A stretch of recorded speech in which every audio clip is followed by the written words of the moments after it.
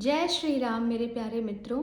श्रीमद् भगवत गीता के 8वें अध्याय का 20वां श्लोक। इससे पूर्व ब्रह्मा की रात्रि के आरंभ में जिस अव्यक्त में समस्त भूत लीन होते हैं और दिन का आरंभ होते ही जिससे उत्पन्न होते हैं, वही अव्यक्त सर्वश्रेष्ठ है या उससे बढ़कर कोई दूसरा और है? इस जिज्ञासा पर भगवान क्या कहते हैं? परस्तमात्तु भावो अन्यो अव्यक्तो अव्यक्तात् सनातनः यः सः सर्वेषु भूतेषु नश्यत्सु न विनश्यति।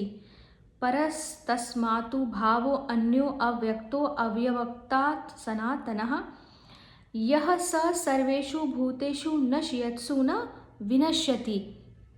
अर्थात उस अव्यक्त से भी अति परे दूसरा अर्थात विलक्षण जो सनातन अव्यक्त भाव है, वह परम दिव्य पुरुष सब भूतों के नष्ट होने पर भी नष्ट नहीं होता। यहाँ प्रश्न है, यहाँ तस्मात् विशेषण के साथ अव्यक्तात् पद किस अव्यक्त पदार्थ का वाचक है? उससे भिन्न दूसरा अव्यक्त भाव क्या है तथा उसे परह, अन्य और सनातन कहने का क्या अभिप्राय है? उत्तर है 18वें श्लोक में जिस अव्यक्त में समस्त व्यक्तियों का लय होना बतलाया गया है,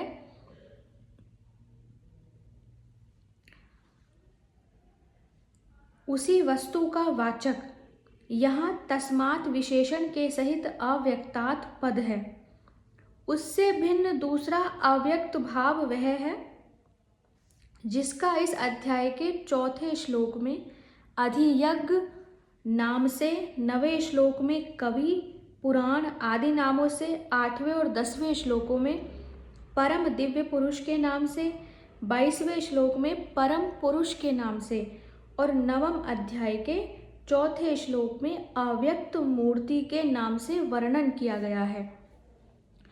पूर्वोक्त अव्यक्त से इस अव्यक्त को पर और अन्य बतलाकर इससे इसकी अत्यंत श्रेष्ठता और विलक्षणता सिद्ध की गई है।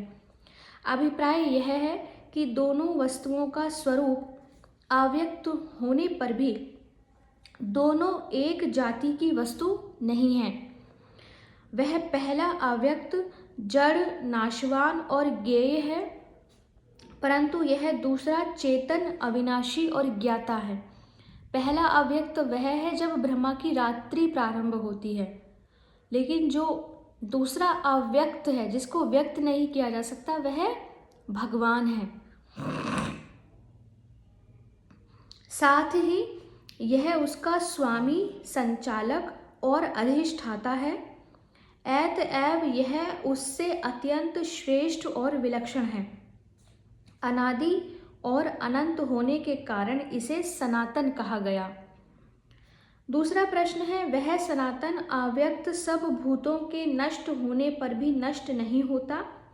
इस वाक्य में सब भूतों से किसका लक्ष्य है?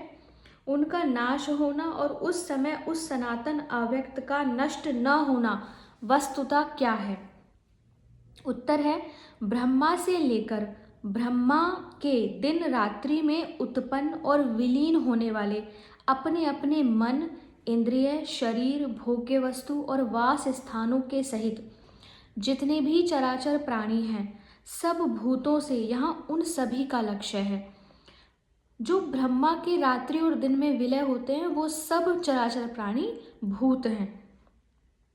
महाप्रलय के समय स्थूल और सूक्ष्म शरीर से रहित होकर जो ये अव्याकृत माया नामक मूल प्रकृति में लीन हो जाते हैं, वही इनका नाश है। उस समय भी उस प्रकृति के अधिष्ठाता सनातन अव्यक्त परम दिव्य पुरुष परमेश्वर प्रकृति सहित उन समस्त जीवों को अपने में लीन करके अपनी ही महिमा में स्थित रहते हैं। यही उनका समस्त भूतों के नष्ट होने पर भी नष्ट न होना है। 8वें और 10वें श्लोकों में अधियज्ञ की उपासना का फल परम दिव्य पुरुष की प्राप्ति, 13वें श्लोक में परम अक्षर निर्गुण ब्रह्म की उपासना का फल, परम गति की प्राप्ति।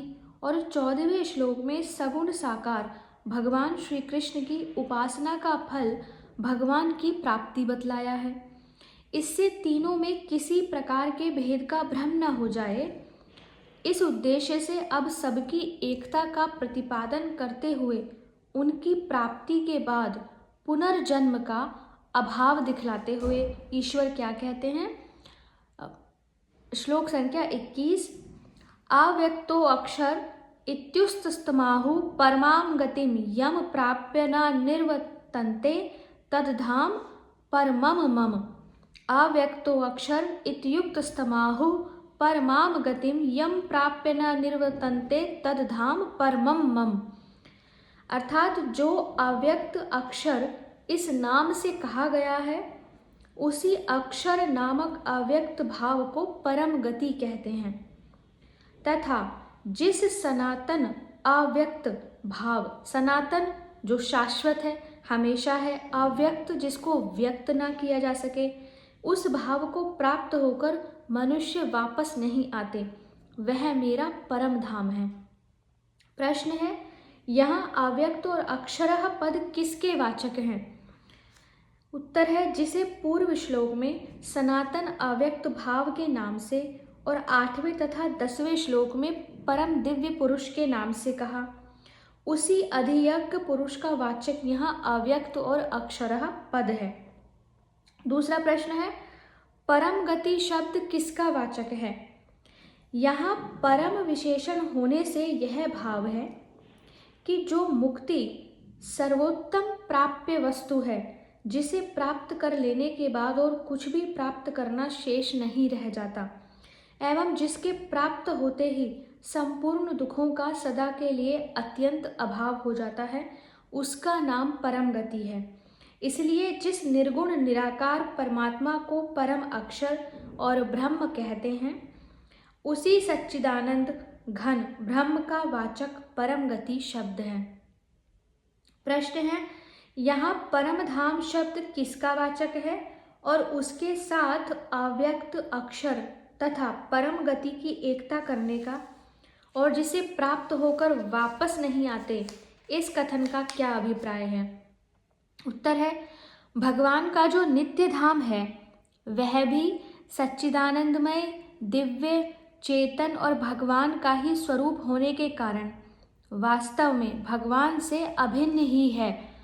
अतः यहाँ परम धाम शब्द भगवान के नित्य धाम, उनके स्वरूप एवं भगवद भाव, इन सभी का वाचक है। अभिप्राय यह है कि भगवान के नित्य धाम की, भगवद भाव की और भगवान के स्वरूप की प्राप्ति में कोई वास्तविक भेद नहीं है। इसी तरह अव्यक्त अक्षर की प्राप्ति में तथा परम गति की प्राप्ति में और भगवान की प्राप्ति में भी वस्तुतः कोई भेद नहीं है। इसी बात को समझाने के लिए यह कहा गया है कि जिसको प्राप्त करके मनुष्य नहीं लौटता, वही मेरा परम धाम है। उसी को अव्यक्त अक्षर तथा परम गति भी कहते हैं। साधना के भेद से साधकों की दृष्टि में फल का भेद है, इसी कारण उसका भिन्न भिन्न नामों से वर्णन किया गया है। यथार्थ में वस्तुगत कुछ भी भेद न होने के कारण यहाँ उन सब की एकता दिखलाई गई है। इस प्रकार सनातन अव्यक्त पुरुष की परम गति और परम धाम के साथ एकता दिखलाकर अब उस सनातन अव्यक्त परम पुरुष की प्राप्ति का उपाय बतलाते हैं कि उस परम पुरुष की प्राप्ति कैसे होगी। श्लोक संख्या 22, पुरुषः स परः पार्थ भक्तया लभ्यस्तवन्नन्यया यस्यान्तः स्थानि भूतानि येन सर्वमिदं ततं। पुरुषः सः परः पार्थ भक्तया लभ्यतु अनन्यया यस्य अन्तः स्थानि भूतानि येन सर्वम इदं ततं। भावार्थ है, हे पार्थ, जिस परमात्मा के अंतर्गत सर्वभूत हैं और जिस सच्चिदानंद घन परमात्मा से यह सब जगत परिपूर्ण है, वह सनातन अव्यक्त परम पुरुष तो अनन्य भक्ति से ही प्राप्त होने योग्य है। प्रश्न है, जिस परमात्मा के अंतर्गत सर्वभूत हैं और जिस परमात्मा से यह सब जगत परिपूर्ण है, इन दोनों वाक्यों का क्या अभिप्राय है? उत्तर है, प्रथम वाक्य से यह समझना चाहिए कि जैसे वायु, तेज, जल, पृथ्वी चारों भूत आकाश के अंतर्गत हैं, आकाश ही उनका एकमात्र कारण और आधार है, उसी प्रकार समस्त चराचर प्राणी अर्थात सारा जगत परमेश्वर के ही अंतर्गत है, परमेश्वर से ही उत्पन्न है और परमेश्वर के ही आधार पर स्थित है।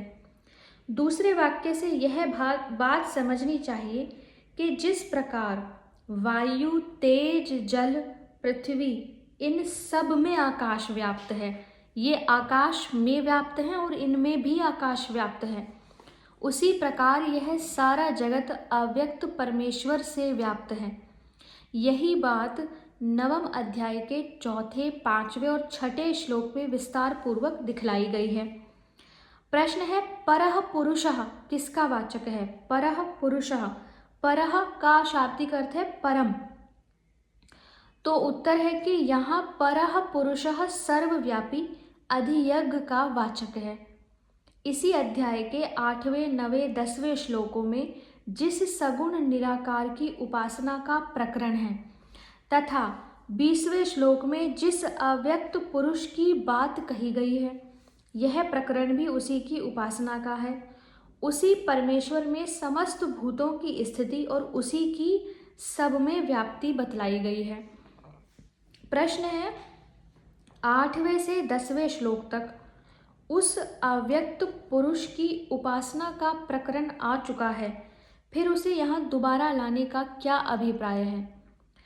उत्तर है, यद्यपि दोनों ही जगह अव्यक्त पुरुष की उपासना का वर्णन है, इसमें कोई संदेह नहीं, परंतु इतना भेद है कि वहाँ 8वें, 9वें और 10वें श्लोकों में तो योगी पुरुषों द्वारा प्राप्त किए जाने वाले केवल अंतकालीन साधन का फल सहित वर्णन है और यहाँ सर्वसाधारण के लिए सदा सर्वदा की जा सकने वाली अनन्य भक्ति का और उसके द्वारा उसी परमात्मा की प्राप्ति का वर्णन है।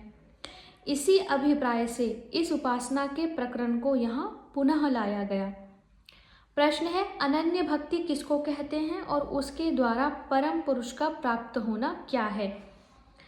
उत्तर है, सर्वाधार, सर्वा अंतर्यामी, सर्वशक्तिमान परमेश्वर में ही सब कुछ समर्पण करके उनके विधान में सदा परम संतुष्ट रहना और सब प्रकार से अनन्य प्रेम पूर्वक नित्य निरंतर उनका स्मरण करना ही अनन्य भक्ति है। इस अनन्य भक्ति के द्वारा साधक अपने उपास्य देव परमेश्वर के गुण, स्वभाव और तत्व को भली भांति जानकर उनमें तन्मय हो जाता है और शीघ्र ही उसका साक्षात्कार करके कृतकृत्य हो जाता है। यही साधक का उस परमेश्वर को प्राप्त कर लेना है। अर्जुन के 7वें प्रश्न का उत्तर देते हुए भगवान ने अंतकाल में किस प्रकार मनुष्य परमात्मा को प्राप्त होता है, यह बात भली भांति समझाई। प्रसंगवश यह बात भी कही कि भगवत प्राप्ति न होने पर ब्रह्मलोक तक पहुंचकर भी जीव आवागमन के चक्कर से नहीं छूटता, परंतु वहाँ यह बात नहीं कही गई कि जो वापस न लौटने वाले स्थान को प्राप्त होते हैं वे किस रास्ते से और कैसे जाते हैं, तथा इसी प्रकार जो वापस लौटने वाले स्थानों को प्राप्त होते हैं वे किस रास्ते से जाते हैं। अब उन दोनों मार्गों का वर्णन करने के लिए भगवान प्रस्तावना करते हैं। श्लोक संख्या 23, यत्र काले त्वना